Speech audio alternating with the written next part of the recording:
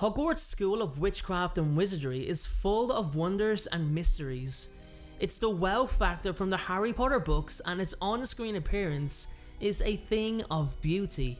I'll never forget that first scene of Hogwarts in Harry Potter and the Philosopher's Stone, and that magical theme in the background. It was just incredible. Don't get me wrong, I love the book's description of the school, but our own imagination can only take us so far in comparison to how beautiful it looks on screen. Now, one of the places in Hogwarts that absolutely mystifies me is the Room of Requirement, a place that few know about, but to those that do know, is a place that provides them with the thing they need most, albeit a few rules. Now, out of everything, out of everywhere, out of all the magical beauty that J.K. Rowling has given us, we have absolutely no information whatsoever as to what the origins of this room are. We don't know who built it, we don't know when it was built, we don't know how it was built, we don't know why it was built. There is so much mystery surrounding this room, everyone, and I've got to be honest, out of the 500 videos I've made since this channel's beginning, I have never struggled with researching so much on a video as much as I've struggled on the Room of Requirement. But I've put something together, and I'm going to do my best to answer the questions I've asked literally just a sentence or two ago.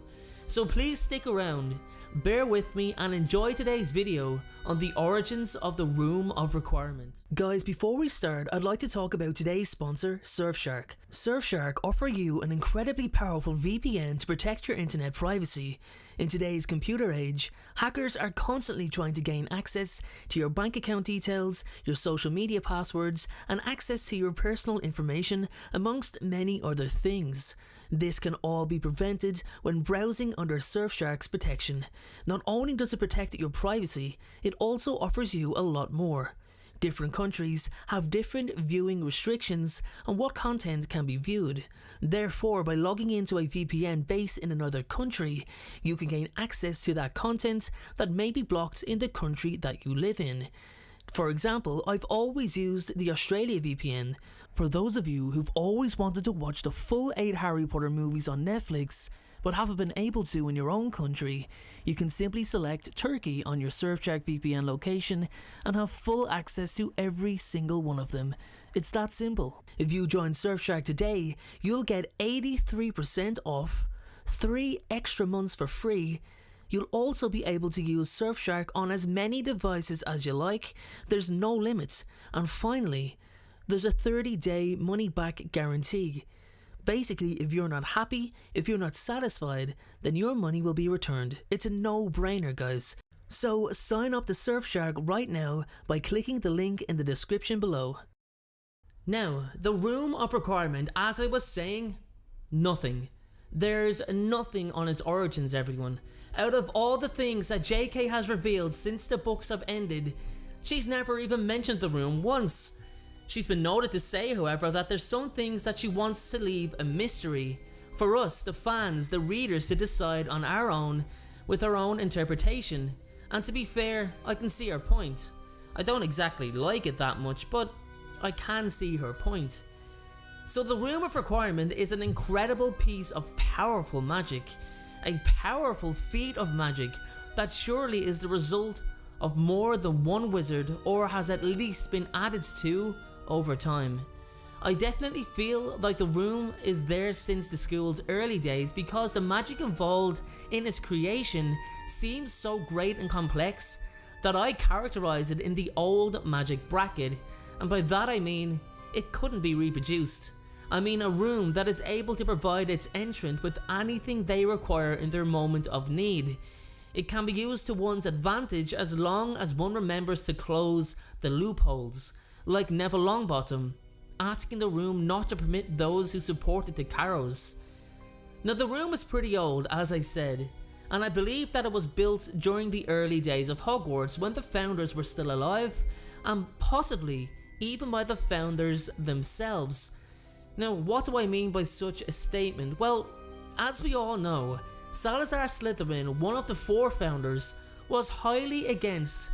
Now, I have to go one further and say he was utterly, totally, and wholeheartedly against Muggleborns attending the school.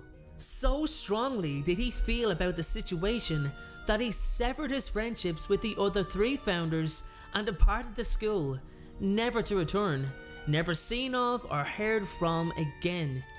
Before he left, however, Salazar went from arguing blood purity politics to attempted murderer when he built a secret chamber deep beneath the school, the Chamber of Secrets. Now, this chamber housed a deadly monster known as the Monster of Slytherin, which was, as we all found out, a basilisk. Now, this basilisk was set to purge the school of all Muggleborns, petrifying them in a reflection or killing them should they look at the creature directly in the eye. Now, the theory goes that the other founders, or at least one of them, became aware of the chamber and what was living in it, ready to pounce and begin a murderous purge of innocent Muggleborn students. The founders are aware that the basilisk is almost unapproachable because staring at it directly in its eyes means certain death, as I've said, and we don't know if it's impervious to magical attacks either. Anyway, with no way to physically protect the students from the basilisk, not even from petrification, the 3 founders came together and decided to create a place, or a room, to protect the students from the Monster of Slytherin, ensuring that no one or no thing could access the room should it be the request from the room's current occupants. So the room was created over time by Godric Gryffindor, Rowena Ravenclaw and Helga Hufflepuff, with the imminent threat in mind. However, the monster never surfaced, and the room was forgotten about over the centuries, but still doing exactly what it was created to do, revealing itself to students in need. Tom Riddle, the heir of Slytherin, being one of them, and believing he was the only person to ever discover the room's existence, which proves the room doesn't permit or deny access depending on how evil or how bad one's intentions are. Now, the theory also goes on to say that the room adapts over time. It remembers requests as it grows. It's always learning, so to speak. Now, this tells me that it was quite an advanced piece of magic, old magic as I've mentioned, part of Hogwarts, which I believe means that it's tied in with the Hogwarts saying, "Help will always be given at Hogwarts to those who ask for it." It's saying that has a lot of magical meaning behind it if you ask me. Like Fawkes coming to Harry's aid, the Sword of Gryffindor presenting itself to a Gryffindor in need, and now the Room of Requirement. It all seems to be part of the wonder of Hogwarts, the secret support system of the school, the true nature of the remaining 3 founders' goal to not only leave behind a legacy, but to ensure their future students will be taken care of.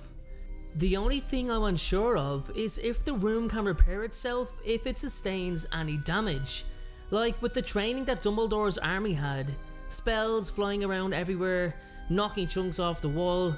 And speaking of knocking chunks off the wall, what about Dolores Umbridge's powerful blasting spell? That completely dismantled half of the wall of the Room of Requirement, so how was it repaired afterwards? But still, those were still all minor compared to the damage we've seen caused by Crabbe's Fiendfire, which, as we all know, can't be extinguished. And I'm sure you may remember, he threw his wand away with it still burning from the wand's tip, so for all we know, the Room of Requirement could still be on fire to this day. I also believe that it's a good thing that the room was forgotten about over time, that only a select few were lucky enough to discover the room and what it could do, because had it been public knowledge, there's no doubt that some students would have taken advantage of the room's capabilities, which kind of contradicts why it was built in the first place, to protect and aid the student in need. And if that was the case, it would have been one of the first places that the Carrows searched during their short tenure as professors in the school. That could simply, however, be the Room of Hidden Things though, which is a kind of sub-room that's appeared for multiple people in the past, like Tom Riddle, Draco Malfoy and Harry Potter. But who knows? So guys, that answers who, why, when and how the Room of Requirement was built. But again, it's just a theory, I know. Thanks again guys, have a great day, and I'll see you all in the next video. Thank you so much for watching. I truly appreciate your support. Everyone, notifications of uploads are more important than ever. So please, if you haven't already, turn those notifications on to make sure you're notified the moment my video goes live. Making videos is what I love to do. It's my dream and my passion. However, it does cost time and money to produce this content. So if you have $1 to spare to support me on Patreon in exchange for some exclusive unseen content, then you can click the Patreon link below or at the end of this video. Please only support me if you can afford it. And make sure to follow me on Instagram at InstaDeanJ and on Twitter at Folklore. Check out my other videos appearing on screen, and please make sure, most importantly, to hit that subscribe button. Thanks again everyone, and please have a great day.